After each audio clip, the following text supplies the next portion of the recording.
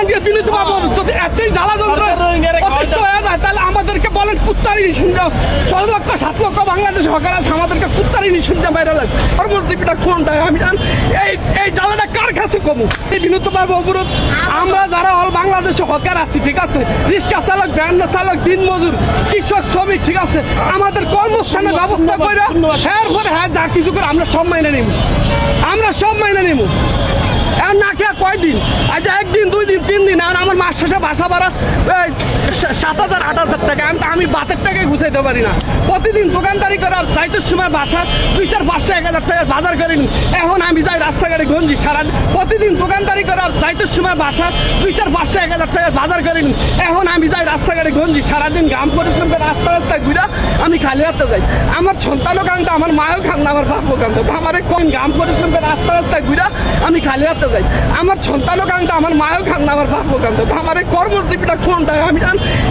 এই জ্বালাটা কার কাছে কমু গাম পরিশ্রম করে রাস্তায় ঘুরা আমি খালি হাতে যাই আমার সন্তানও কান্ত আমার মায়ও কান্ত আমার বাপও কান্ত আমার কর্মজীবীটা কোনটা আমি এই জ্বালাটা কার কাছে কমু এই দুঃখটা কার কাছে কমু চুরি করি না চিন্তা করি না ফেরত দেয় কইরা খাই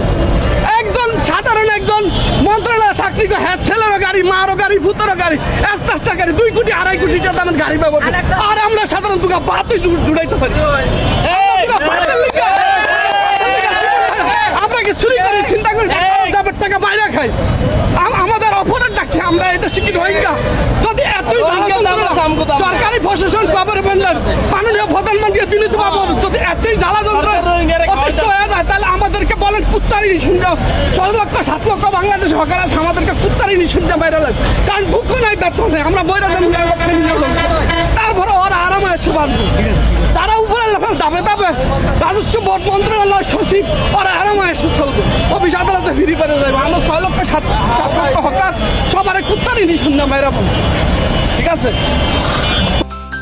অগ্রযাত্রা প্রতিদিন নির্ভীক প্রত্যয়ে উজ্জীবিত।